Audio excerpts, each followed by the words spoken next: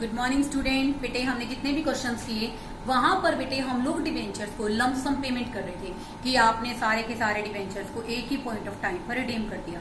This is known as lump sum payment. अब हम बात कर रहे हैं drawing by lots. Drawing by lots क्या होता है बच्चों? कि बेसिकली हम लोग क्या करते हैं कि डिसाइड कर लेते हैं कि कंपनी अपनी लायबिलिटी को कैसे कैसे किस तरह से पेमेंट करेगी। तो बेटे कंपनी क्या करती है, इंस्टॉलमेंट सिस्टम के अंदर डिबेंचर्स को रिडीम करना शुरू कर देती है। इसी रेफरेंस में बेटे मैं आपको करा रही हूँ स्टूडेंट क्वेश्चन नंबर 14। देखो बेटे यहाँ पर बेसिकली अगर हम बात करते हैं 30,000 डिबेंचर है बच्चों। 200 रुपए का एक डिबेंचर इशू किया गया। कब इशू किया गया बच्चों? 1 अप्रैल 2011। इसके बाद बेटे कंपनी ने अपना फॉर्मेट बताया कि कंपनी कैसे कैसे डिबेंचर्स को रिडीम करेगी। 2015 के अंदर 6,000 के, 16 के अंदर 7,000, 17 के अंदर 7,000 और 18 के अंदर 10,000 debentures. Okay, it was decided that DRR में बेटा 1,75,000 ट्रांसफर किए जाएंगे 2012 में और 2013 के अंदर बेटे 1,75,000 दिए जाएंगे। ठीक है बच्चों। अब 31 मार्च 2014 के अंदर बाकी जो बैलेंस बच जाएगा उसको भी ट्रांसफर कर दिया जाएगा। तो फर्स्ट एंट्री बेटे हम लोग ट्रांसफर करेंगे डीआरआर में। कब करेंगे बेटा स्टार्ट? बेसिकली 31 मार्च 2012। Surplus in statement of profit and loss account debit to debenture redemption reserve. कितना ट्रांसफर करना है स्टूडेंट? हमने 1,75,000। बेटे नेक्स्ट ईयर भी हम लोग कितना ट्रांसफर करेंगे आपकी बुक के अकॉर्डिंग? 2013 में 31 मार्च के अंदर सेम एंट्री करेंगे बेटा, सेम अमाउंट से। Surplus in statement of profit and loss account debit to debenture redemption reserve. Okay, the amount will be 1,75,000। देखो बेटे आप सबको पता होना चाहिए कि डिबेंचर्स के रूप में हमारी लायबिलिटी कितनी है। देखो बेटे 30,000 की डिबेंचर्स है स्टूडेंट हमारे, और एक डिबेंचर बेटे क्वेश्चन में कितने का है? 200 का। तो बेटे जो हमारी लायबिलिटी है बेटा बेसिकली वो कितनी की है? 60 लाख की। और कंपनी बेटे हर तरह से कंपनी ने 30,000 डिबेंचर्स को बेटा रिडीम करने का एक प्रॉपर प्रपोर्शनेट रखा है ड्रॉइंग बाय लॉट से। देखो बेटे 6,000 डिबेंचर यानी कि 12 लाख डिबेंचर, फिर 14 लाख को रिडीम किया जाएगा, फिर 14 लाख को, और फिर बेटे बेसिकली 20 लाख डिबेंचर्स को रिडीम कर दिया जाएगा। अगर आप बेटे यहाँ पर इस क्वेश्चन में अगर बेसिकली देखते हैं 200 रुपए के हिसाब से बेटा 60 लाख रुपए के बनते हैं। तो 60 लाख डिबेंचर्स को इस तरह से एक बार 12 लाख, एक बार 14 लाख और एक बार बेटा 20 लाख की पेमेंट आपको की जाएगी। ठीक है बेटे। अब देखो बेटे यहाँ पर कहा गया क्वेश्चन के अंदर कि 175 आप ट्रांसफर कर दीजिए 31 मार्च 2012 में, और 31 मार्च 2013 के अंदर भी बेटे आप लोग कितने ट्रांसफर करेंगे बेटा? 1,75,000।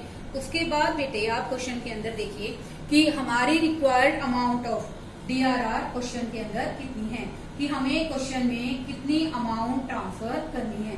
तो देखो बेटे इस क्वेश्चन के अंदर हमारे पास कितने डिबेंचर्स हैं स्टूडेंट? 60 लाख के। तो बेटा हम लोग कितना ट्रांसफर करते हैं इस क्वेश्चन के अकॉर्डिंग? 10%। 10% का मतलब बच्चों क्वेश्चन में कितना है? 6 लाख रुपीज। ऑलरेडी बेटे हम लोग ट्रांसफर कर चुके हैं 175। तो रिमेनिंग बैलेंस क्वेश्चन की मार्च 2014 के अंदर जैसे कि आपको क्वेश्चन में कहा गया है कि आप रिक्वायर्ड बैलेंस क्या करेंगे? ट्रांसफर कर देंगे।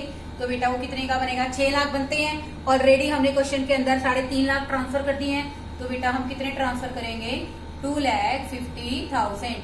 Surplus in statement of P&L account debit to debenture redemption reserve. ये आ जाएगा बच्चों हमारा 2,50,000। उसके बाद बेटे हम लोग बात करते हैं इन्वेस्टमेंट करने की। हमने डीआरआर में अमाउंट ट्रांसफर कर दिया। अब देखो बेटे आप इन्वेस्टमेंट कैसे करेंगे? 11 मंथ बिफोर यानी कि 30 अप्रैल 2014 में, क्योंकि 31 मार्च 2015 से रिडेम्पशन स्टार्ट है। तो कैसे करोगे बेटा? आप यूं देखो बेटे, हमें कितने डिवेंचर रिडीम करने हैं? 12 लाख। कितना परसेंट करते हैं बच्चों हम लोग क्वेश्चन के अंदर? बेसिकली 15%। तो 15% बेटे क्वेश्चन में बनेगा 1,80,000। बेटे हमेशा ध्यान रखना, डिबेंचर्स हम हमेशा जितने हमारे टोटल डिबेंचर्स हैं उसका 10% ट्रांसफर करते हैं। लेकिन बेटे जब भी अगर हम लोग क्वेश्चन के अंदर बात करते हैं तो बेसिकली कितना परसेंट ट्रांसफर करेंगे? करते हैं बेटा 15%, यानी कि 1,80,000। तो बेटा आप लोग 30 अप्रैल 2014 के अंदर आप इन्वेस्टमेंट करेंगे बच्चों। कितने की करेंगे? Basically debenture redemption investment account debit to bank account 15% of debenture redeemable value. 12 lakh का 15% कितना बन गया बच्चों? 1,80,000। उसके बाद बेटे 31 मार्च कब से रिडेम्पशन स्टार्ट है बच्चों? 2015 में हम लोग क्या करेंगे? डिवेंचर्स को रिडीम करेंगे। तो बेटा हमारे डिवेंचर्स का रेट ऑफ इंटरेस्ट है 8%। 8% डिवेंचर्स अकाउंट डेबिट। ओके, तो बेटा ये रिडेम्पशन एट पार है, तो क्या आ जाएगा? To debenture holders account. Okay, तो बेटा कितने की पेमेंट करनी है हमें क्वेश्चन के अंदर? 12 लाख की। आगे देखिए बेटे, ये हमने डिवेंचर्स की अमाउंट ड्यू कर दी। 31 मार्च 2015 के अंदर हम पेमेंट कर देंगे। Debenture holders account debit to bank account, ये आ जाएगी बच्चों हमारी पेमेंट 12 लाख। अब देखो बेटे, यहां पर हमने 12 लाख की पेमेंट कर दी 31 मार्च 2015 में। अब बेटे हमें कितना ट्रांसफर करना है? 14 लाख रुपए की पेमेंट करनी है। कितने की पेमेंट करनी है? 14 लाख की। तो देखो बेटे, बेसिकली डीआरआर में तो हमने एक बार पैसा ट्रांसफर कर दिया, बात खत्म। अब हम बात करते हैं 14 लाख का 15%। ठीक है बच्चों, तो 14 लाख के अगर मैंने डिवेंचर रिडीम करने हैं बच्चों, तो 14 लाख का मैं 15% निकालूंगी, दैट इज 2,10,000। तो बेटे 2,10,000 होनी चाहिए, बट एट प्रेजेंट मेरे डीआरआई में कितना इन्वेस्टमेंट कर रखा है? 1,80,000। तो नेट मुझे बेटा कितना ट्रांसफर करना पड़ेगा? कितना इन्वेस्टमेंट और करना पड़ेगा बेटे? 30,000 का। दोबारा समझिए बच्चों, हमने बेसिकली कितना इन्वेस्ट कर रखा है? 12 लाख डिवेंचर्स के हिसाब से कर रखा है। 15% कितना है? 1,80,000। लेकिन बेटे अब मैं डिवेंचर्स कितनी रिडीम करना चाह रही हूँ? 14 लाख करना चाह रही हूँ। तो मैं 14 लाख का अगर 15% निकालूंगी बेटा कितना आएगा? 2,10,000। तो बेटे 2,10,000 में 1,80 इन्वेस्ट है, तो ऑलरेडी अब मैं कितना इन्वेस्टमेंट करूंगी बच्चों? 30,000 का। कितने का इन्वेस्टमेंट करूंगी बच्चों? 30,000 का। ओके, तो बेटे इस क्वेश्चन के अंदर हम लोग अब क्या करेंगे? 30 अप्रैल 2015 के अंदर मैं क्या करूंगी स्टूडेंट? इन्वेस्टमेंट करना शुरू करूंगी। और वो इन्वेस्टमेंट मैं कितने की करूंगी बेटा इस क्वेश्चन के अंदर? बेसिकली करूंगी बेटे debenture redemption investment account debit to bank account. Okay student, तो देखो बेटे कितने की इन्वेस्टमेंट करूंगी? जितनी कम है 30,000 की।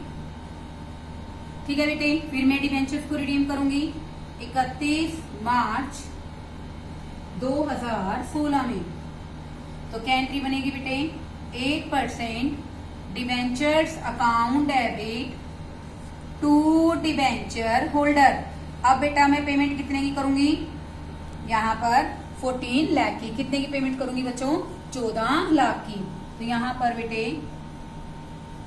14 लाख के अकॉर्डिंग इन्वेस्टमेंट करने के बाद 14 लाख की पेमेंट कर देंगे। यहाँ ड्यू कर दी मैंने, और 31 मार्च में बेटा हम लोग क्या कर देंगे? पेमेंट कर देंगे 8% debentures account debit, sorry payment की एंट्री कर रहे हो आप लोग, क्या करोगे?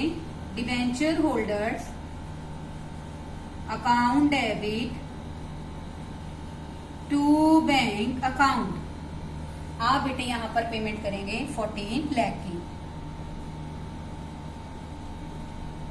अब यूं देखिए बेटे, इस क्वेश्चन के अंदर नेक्स्ट ईयर यानी कि 2017 के अंदर मैं कितने डिवेंचर रिडीम कर रही हूँ बेटे? 14 लाख के। और इन्वेस्टमेंट ऑलरेडी मैंने कितने के हिसाब से कर रखी है? 14 लाख की। तो बेटे इस साल मुझे किसी भी तरह से कोई पैसा इन्वेस्ट करने की जरूरत नहीं है।